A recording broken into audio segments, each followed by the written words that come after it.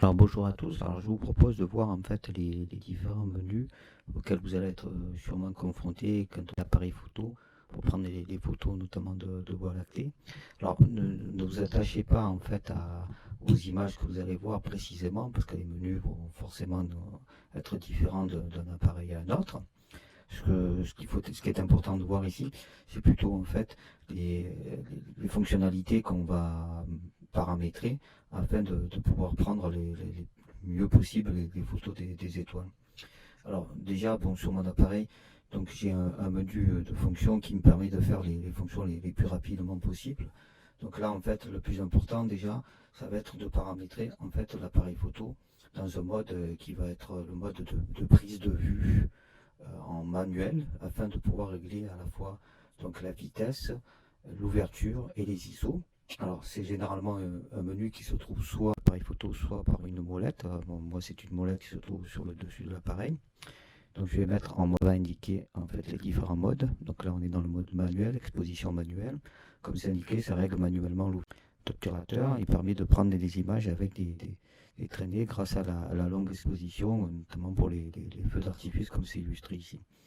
Donc je vais sélectionner ce mode-là. Dans ce mode manuel, donc ce qui est important à voir en fait, c'est que c'est indiqué là, c'est les paramètres qui sont indiqués tout en bas. On a la vitesse, ici c'est positionné sur 30 secondes. On a l'ouverture, ici f2.0. Et puis après on a les ISO 100. Donc l'ISO 100, c'est par définition en fait le capteur est le moins sensible à la lumière. Ça donne la meilleure qualité possible d'image. Alors pourquoi c'est important en mode manuel? Parce qu'en fait, on va avoir des paramétrages hors normes pour prendre les photos d'étoiles et de Voie lactée. Donc il va falloir en fait régler ça complètement indépendamment de l'exposition proposée par l'appareil. Par exemple, vous pouvez voir qu'il indique que c'est sous-exposé de diaph, mais ça peu importe, en fait, le paramétrage sera complètement, comme je disais, hors norme. L'appareil ne saura plus faire le point correctement. La molette qui permet de régler l'ouverture. Une autre molette qui me permet de régler la vitesse. Après ça, il faudra voir sur votre notice où se trouvent les différents les moyens de changer la vitesse, l'ouverture et les ISO. Sachant que ces trois paramètres-là, on va devoir les modifier pour mettre des paramètres précis qu'on verra lors de la sortie photo. Donc une fois qu'on a réglé ces paramètres-là, il est important encore de modifier pas mal de choses parce que on va quitter non seulement le mode exposition, donc c'est ce qu'on vient de faire avec un réglage sur le mode M, mais aussi quitter les photos auxquelles on ne pense pas en règle générale, car c'est vraiment régler tout pour nous dès le départ. Alors où ça peut se voir, donc je vais appuyer sur la touche fonction qui me permet de revenir sur une notion très importante, c'est que la mise au point va être faite de façon manuelle également. Donc c'est pas la même chose que la mode manuel pour l'exposition. Là on parle de la mise au point manuelle. C'est encore autre chose, c'est-à-dire qu'on a soit l'autofocus, donc l'appareil fait la mise au point tout seul, soit un mode manuel, c'est nous qui devons tourner la bague de mise au point afin de pouvoir régler cette mise au point. Donc la bague de mise au point, si je sélectionne le mode manuel, donc sur mon appareil j'ai deux modes d'autofocus, un mode intermédiaire qui permet de choisir de faire l'autofocus mais de modifier après de façon manuelle si je le désire, ou le mode manuel. Ici il faudra choisir le manuel là, en fait ce qui va apporter, c'est qu'il va nous permettre de régler donc de l'infini, le symbole de l'infini, jusqu'à 1 mètre, 4 mètres, 3 mètres et moins pour une mise au point qui serait un peu plus proche. Donc là ici pour la photo des étoiles, vous en doutez, on sera proche de l'infini, mais pas tout à fait à l'infini. Ça c'est une notion pour laquelle je reviendrai le soir de la sortie, simplement par vidéo. Alors une fois qu'on a choisi son mode manuel, encore une fois c'est le plus important, mode manuel pour l'exposition et la mode de mise au point manuel pour faire le point sur le sujet, sur les étoiles. Il y a encore d'autres paramètres qu'on va voir rapidement. L'entraînement, ça c'est juste pour dire qu'on prend une photo ou plusieurs photos en rafale, ça ne nous concerne pas. Le mode flash, ça ne nous concerne pas non plus.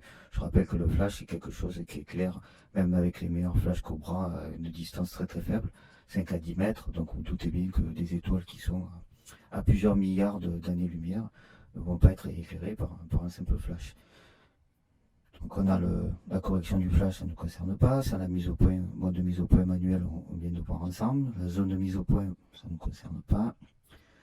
Après, nous avons donc un réglage très important qui sera la balance des blancs. La balance des blancs, c'est quoi? C'est la lumière, les couleurs ont une température. Donc en fait, quand on prend une photo, par exemple, dans une pièce éclairée par une lumière artificielle d'une ampoule, et cette ampoule-là va avoir une température précise.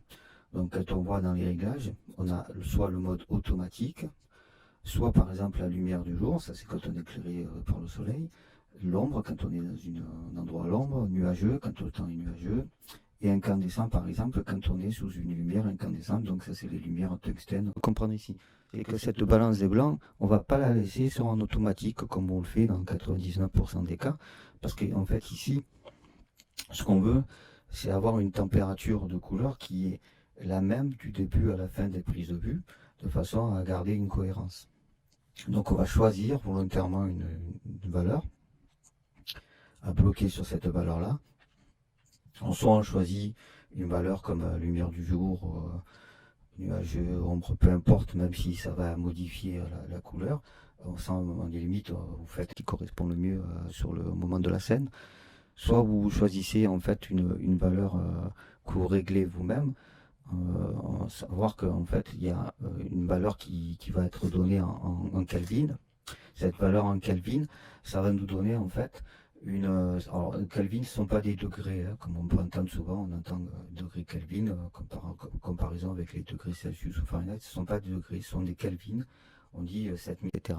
Donc ici, en fait, on va pouvoir dire, je veux une balance des blancs à 3000 Kelvin, 3500 Kelvin, 4000, celle qui correspondra la mieux. Vous pouvez faire des essais pour juger et bloquer sur cette valeur-là, en fait. Hein. Voilà, alors ça, c'est, on va dire, les paramétrages les plus rapides. Le mode de mesure, en fait, c'est quand on choisit où se fait la mesure de lumière, si elle se effectue sur toute la zone, multi, que sur le centre, ou spot, un point bien précis. Là, en l'occurrence, comme ça va être donc toute une grande zone qu'on va prendre en photo, ça va être le mode multi qui doit être choisi, l'ensemble du cadre. Voilà, ça c'est les points les plus rapides. Les ISO, on a vu que ça pouvait se faire donc par la molette ou par un menu. Vous avez parfois aussi des raccourcis à d'autres endroits pour pouvoir faire la modification. Donc ça, ce sont les paramétrages de base, on va dire. Hein. Donc le mode d'exposition en manuel et le mode de prise de vue, de mesure de lumière en manuel également. De mise au point en manuel. Donc ici, on va passer à l'autre étape. On va faire des réglages qui sont un peu plus complexes, mais qui sont quand même importants aussi. On va les passer en... Le ratio d'aspect, bon ça c'est un peu comme vous le désirez vous pouvez mettre un ratio d'aspect par défaut, qui est le 4/3, ou vous pouvez le changer, là moi j'ai mis en 16/9, ça peu importe à la limite. Hein, donc vous avez aussi la qualité. La qualité, pardon.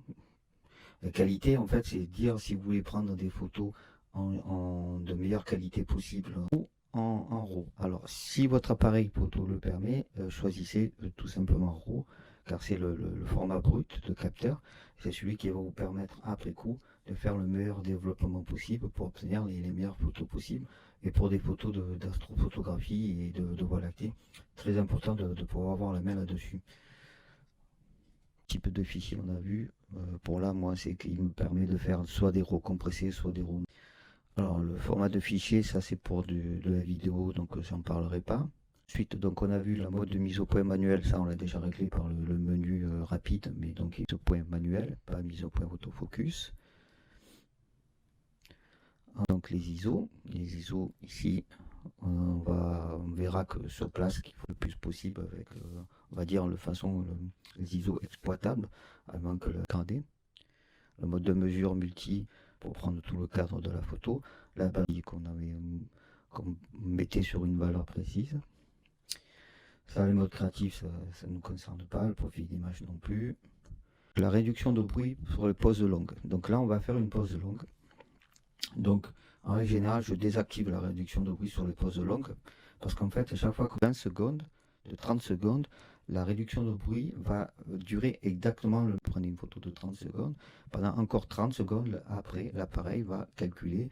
Alors vous allez me dire, c'est intéressant, puisque s'il réduit le bruit et qu'on a volontairement monté les bruits, mais en fait, si vous voulez enchaîner rapidement les photos afin de faire par exemple un time-lapse, si vous mettez là une photo de 20 secondes, encore pendant 20 secondes, il ne va rien se passer, l'appareil photo va calculer pour réduire le bruit, puis il va pouvoir reprendre une photo de 20 secondes, donc vous allez avoir comme ça des trous, et ça va faire le rendu final.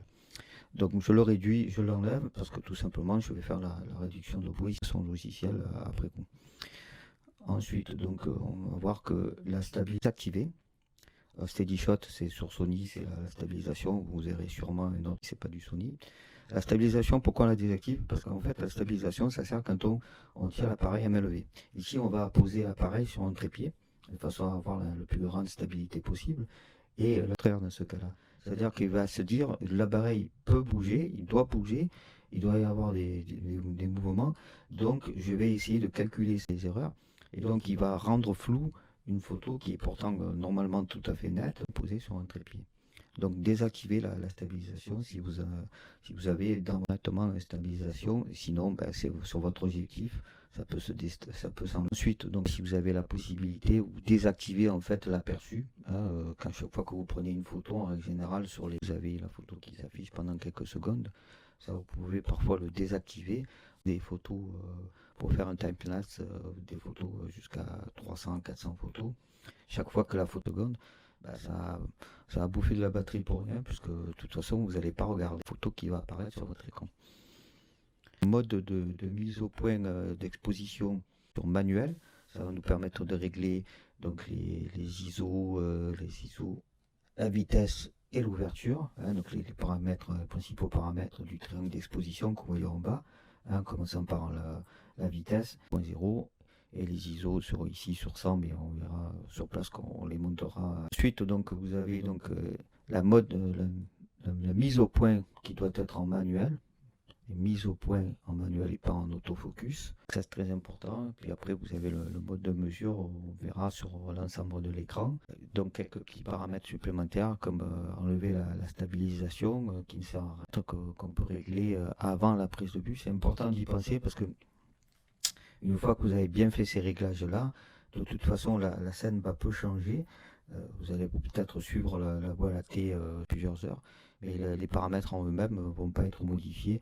Vous allez suivre tout simplement la course des étoiles. Voilà, donc ça c'était les principaux réglages que vous pouvez modifier sur votre appareil pour faire une vis-à-vis correcte. Sur ce, je vous laisse et je vous dis à jeudi si vous venez à la sortie.